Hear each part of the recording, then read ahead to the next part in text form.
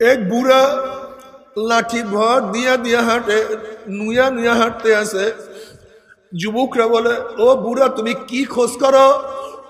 যুবক বলতে আছে, তুমি কি খোঁজ করো বুড়া?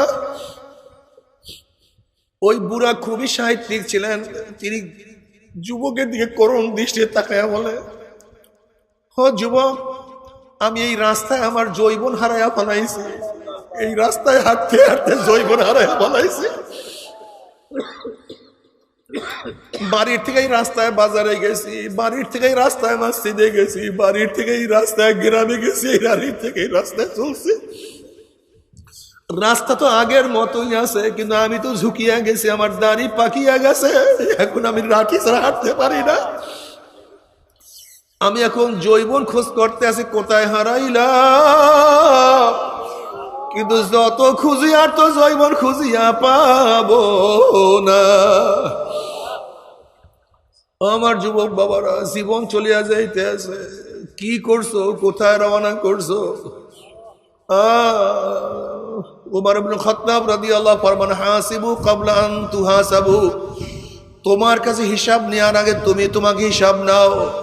ও চক্ষু, তুই কি নেকের কাজ বেশি করছো না গুনার কাজ বেশি করছো? ওরে কান, তুই কি নেকের আওয়াজ বেশি শুনছো না গুনার আওয়াজ বেশি শুনছো? ওরে জবান, তুই কত নেকের কাজ করছো, কত গুনার কাজ করছো?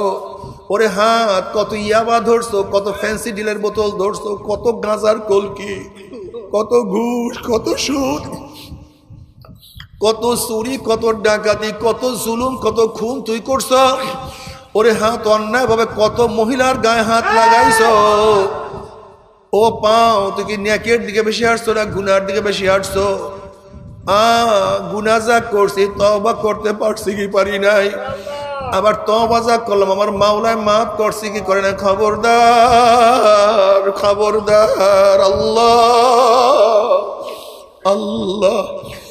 আমার যুবক বাবারা, মুরব্বী বাবারা, পর্দারা মা বোনেরা, হিসাব নিকাশ না মিলাইয়া কেউ কিন্তু মাওলার কবরে যায়ও না। হে নৌকার মাঝি, তুমি মেঘনার মতো, পদ্মার মতো বড় নদী পাড়ি দেওয়ার জন্য প্রস্তুতি গ্রহণ করছো। এখনো দরিয়ার কিনারে আছো।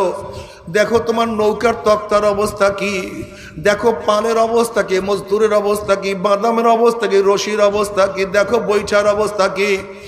মাঝি খবরদার, পচা তক্তার নৌকা নিয়ে সাগরের মধ্যে, দরিয়ার মধ্যে পাড়ি দিও না।